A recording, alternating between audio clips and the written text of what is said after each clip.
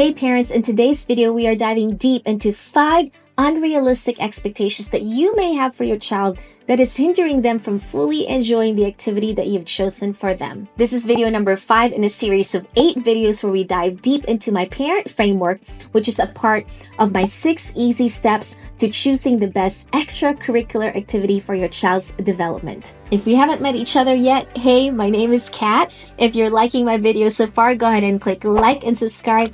It really helps the channel grow. And if you haven't downloaded my free PDF guide yet, make sure you check the description box below with the link so that you can always refer to this anytime you are choosing an activity for your child. Today, we're exploring the E in parent, which stands for expectations. When it comes to choosing an activity for your child, it's very important that we are setting realistic expectations of what we hope for our kids as they're exploring interests, whether that's in sports or art or anything in between. Of course, we all dream of our kids excelling, and that's awesome. But let's also keep it real. Think about when you send your little ones to school.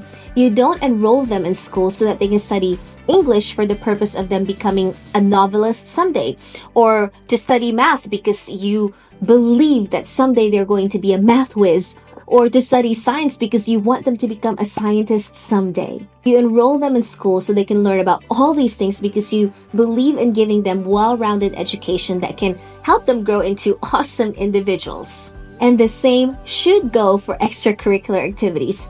However, when it comes to extracurricular activities, sometimes the parents project their unfulfilled dreams into their kids, and they just set unrealistic expectations because it's something that they've always wanted to do or something that they've always dreamed. They never really fulfilled it, and so they project these unfulfilled desires into their kids' lives. Take piano as an example. It's very, very common for piano teachers like me to have an experience with a parent who comes along and they enroll their child in piano lessons because they really believe that someday their child is going to be the next concert famous classical pianist, which is a completely unrealistic expectation, and it's actually setting them up for failure. But you know what's really priceless? It's seeing kids light up with so much joy doing the activity that they're doing, whether or not they become a pro at it. The ambition and the desire for excellence and to become better and better and maybe even become pro level status in whatever activity they've chosen is really great, and that is admirable. But at the same time, the pure joy and just love for the activity itself is actually equally, if not even more important. Here are 5 unrealistic expectations and how to flip the script so you can cultivate a healthier perspective. And remember that some of these may be completely subconscious, so it's really good to be honest and reflect and bring it out to light so that we can actually do something about it. Unrealistic expectation number 1. My child should follow in my footsteps and pursue a career in this specific activity. Let's flip the script to my child's passions and interests may take on a completely different route, which is also just as fulfilling. Unrealistic expectation number 2, and this is something that I experienced growing up. My child should always win in competitions or be the best in their class or their team. Let's flip the script to pursuing excellence as possible without comparison and focusing on outperforming others. Unrealistic expectation number 3.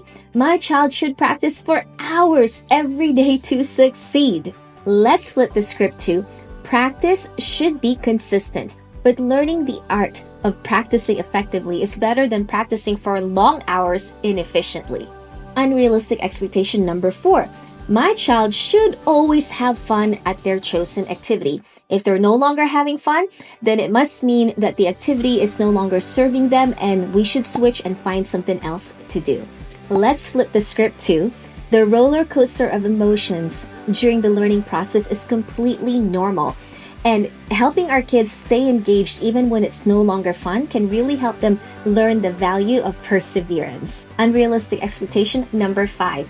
My child's performance reflects my worth as a parent. Let's flip the script to, by fostering a positive and nurturing environment, I empower my child to develop their own identity and capability independent of external measures of success that has no weight on my worth. Whew, that's a big one. I think that we all struggle with this in so many areas of our life because Somehow, we think that everything outside of us, something that's so external and sometimes things that we don't even have control over, identifies who we are and our worth and our value. And that is just not true. So I hope that this has been helpful in just really being honest and reflect. What is it that you're really expecting out of your child with these activities, and what are you hoping for them to gain out of it? And if you found this video helpful, I hope that you share it. Go ahead and click like and subscribe.